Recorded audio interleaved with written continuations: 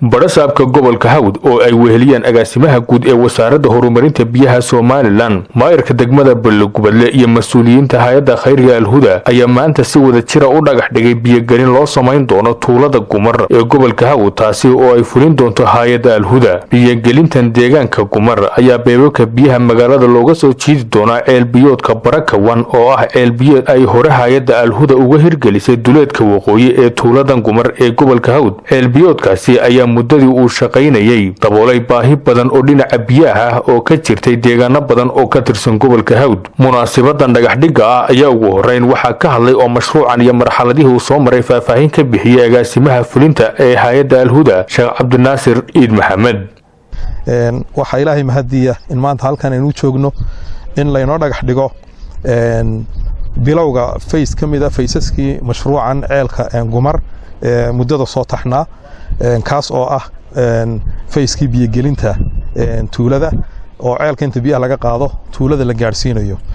saynu ka warqabno ceelkan imika muddo ayuu markaa shaqaynayay waxaanu ka koobnaa mashaariic integrated oo isku jira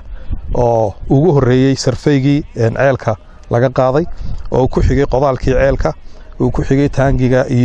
taangiyada iyo dararka xoolaha sameeyntooda oo ku xigay markaasi solarta in loo sameeyo si dhiisasho loo yareeyo oo kamid ahaa in gaari booyada aanu keenay oo tuulada loogu dhaamiyo inta biyo gelinta la gaarayo maantana aynu dhagax dhigayno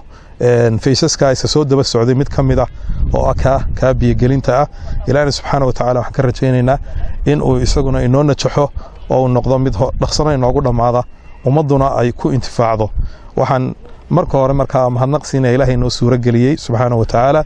waxa kale oo mahadnaq siinaya cid kasta oo ka qayb qaadatay mashruucan isaga ah waxa iyaguna halkaasi ka hadlay maayirka degmada Balogubadle Cabdi Iimaan Jaamac iyo maamulaha macadka culumta biyaha Mustafa Ciise Xuseen aad iyo aad baan ugu mahadnaqayaa hay'adda Al-Huda tacabka ay keentay imkaan waxaan leenahay anagoo barbar taagnaadaan gobolka nahay dhagax dhigaynaa qaybtii u dambeysay oo ah in magaaladii Gumareed biyo la geliyo runtii Al-Huda aad bay u mahadsantay tacab badan bay gelisay wax badan bay ka qabatay gudoomiyaha tuulada Gumar iyo xubno kamid ah odayaasha deegaankaasi Gumar ayaa halkaasi uga mahadnaqay hay'adda Al-Huda hay'adda Al-Huda oo wax badan noola soo tacaashay oo noo soo saartay riigan hanti fara badan iyo adduun fara badan iyo waqti fara badan ku bixisay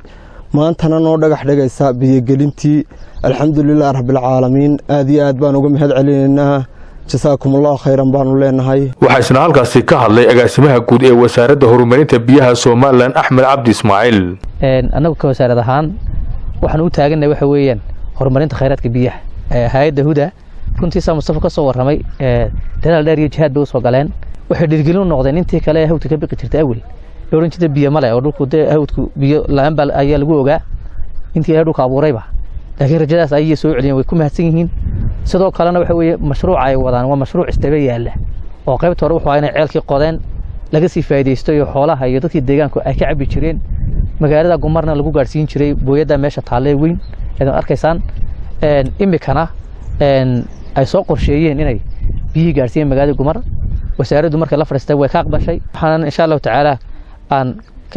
ka codsanay dadka deegaanka in hay'adda la shaqeeyaan wax badan ay u fududeeyaan gabagabadii waxa halkaasi ka hadlay barasaabka gobolka Hawd Axmed Ciise Maxamed ilaahay mahadi weeyaan waxyaalaha ugu wanaagsan baynu maanta isugu nimi biyo waa noloshuna waxa ka koowa in biyo la helo waxaan aad iyo aad ugu bogaadinayaa u mahad celinayaa hay'adda laga soo sheekeeyay intaasoo wax soo martay ee deegaanka iyo dawladda heer gobol iyo heer maaragtay guud baa laga caawinayay aad iyo aad baan runtii ugu mahad celinayaa ninka hogaamiyaha ka ah ee muxsinkaana waxaan leenahay jasaakallahu khayran jazaa wa barakallahu fiik ilaahay ku barakeey waxaad haysatid reer Gumareedna waxaan leeyahay waxaa wanaagsan ee laga soo sheekeeyey ilaashada marka beebku halku marayo iyo waxaas oo dhan mas'uuliyadeeda ay ninka qaaday waa inay ilaashataan sida wasaaradda horumarinta biyuhu ballan qaaday amba qaranka Jamhuuriyadda Soomaaliland si guudba waxay nooga wakiil tahay biyaha kuwa dibadda jooga iyo kuwa bariga jooga agaasime anaguna ka gobol ahaan aad iyo aad baan kula shaqaynaynaa waxaan ka codsanaynaa meelo fara badan kole qorshihii sanadkaa soo socda kanuun ma aha hawde meelo fara badan oo hawdka ka mid ah oo caasimaddii balgubadle ku jirta inay biyo laadahay oo baraaga laga cabo inaydin noogu dadaashaan in riigaga maaragtay meelo kale la cabana hadday tahay meelo badan baa jira inaad qorshihiina ku darsataan hawde hudaa furtay ilaahay khayra siiye markaa inay riigaguisa soo daba socdaano aanay intaa ku ekaanin maxamed shiciir waxba TV qaranka Soomaaliland magaalada Balli Gubadle.